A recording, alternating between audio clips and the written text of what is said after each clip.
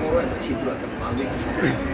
আমরা তো চিকিৎসা দিই 2 মাস 3 দিন। উনি পেয়েছেন পুরো মেসেজ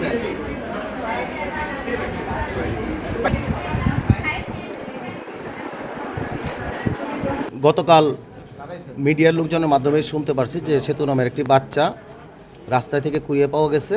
শোনার পর আমি দলের হাইকমান্ডের সাথে আলোচনা করি। দলের হাইকমান্ড পরবর্তীতে আমাকে নির্দেশনা দেয় যে আমরা তারেক রহমানের পক্ষ থেকে আসছি, দলের পক্ষ থেকে আসছি এই বাচ্চার পাশে দাঁড়ানোর জন্য। আজকে আমরা একটা অনুদান দিয়ে গেলাম।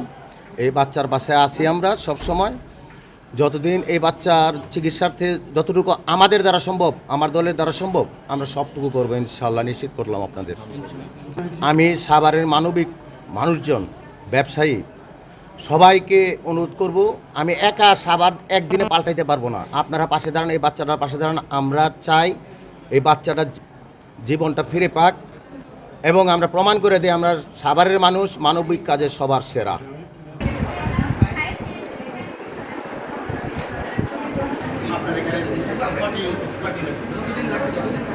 আমি বলে এটা আমরা আপাতত দিয়ে গেলাম এটা দলের পক্ষ হতে।